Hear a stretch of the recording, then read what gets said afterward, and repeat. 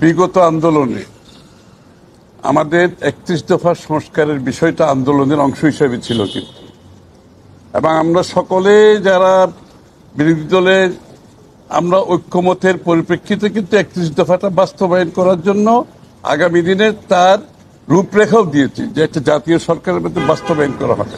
সুতরাং সংস্কারের বিষয়ে কারো মনে যদি কোনো সন্দেহ থাকে সেটা তাদের নিজস্ব সৃষ্ট সংকট, এখানে সংকটের কিছু আমরা দেখতে পাচ্ছি না।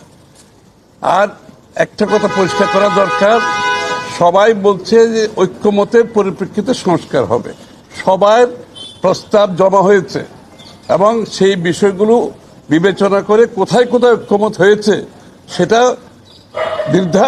নির্ধারণ করার জন্য এক সপ্তাহ বেশি সময় লাগার কোনো কারণ নেই, এবং সেটা নির্ধারণ করে যেখানে ঐক্যমত হয়েছে সে ঐক্যমতের পরিপ্রেক্ষিতে জাতীয় সনদ সই করে নির্বাচনের দিনকাল ঘোষণা করা অত্যন্ত প্রয়োজনীয়।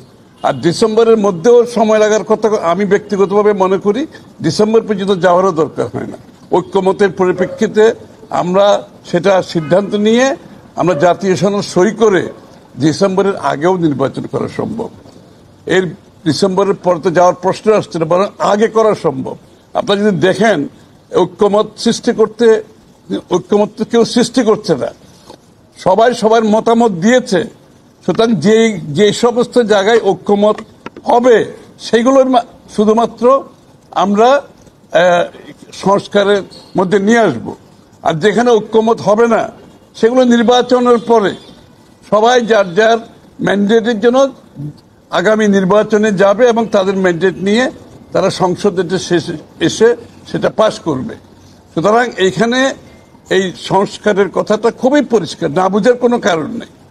বুঝে শুনে না বুঝলে যদি সেটা তার কোনো সমাধান নেই।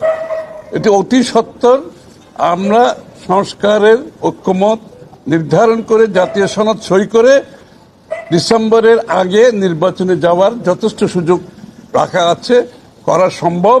এবং এটা যদি আপনি ওপেন এন্ডেড রাখেন, এই যে সংস্কারের বিষয়টা নিয়ে ওপেন এন্ডেড খোলা রাখেন, এটা কিন্তু রং একটা মেসেজ যাচ্ছে জাতির কাছে। কারণ এটা দিনক্ষণ দিয়ে এটা সমাধান করা সম্ভব। সুতরাং যত তাড়াতাড়ি সম্ভব এটা করা উচিত।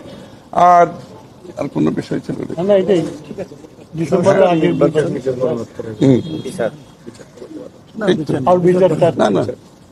না, বিচার তো চলবেই, বিচার তো চলমান প্রক্রিয়া, এবং আমরা সবাই বিচার চাই। আমরা সবাই নির্যাতিত, আমরা নিপীড়িত, গুম খুন হত্যার শিকার, জেলের শিকার, মিথ্যা মামলার শিকার। আমাদের চেয়ে বেশি বিচার আর কেউ যে চাইতে পারে সেটা তো বিশ্বাস করার কোনো কারণ নাই। আর বিচার করবে বিচার বিভাগ, সরকারকে উদ্যোগ নিতে হবে।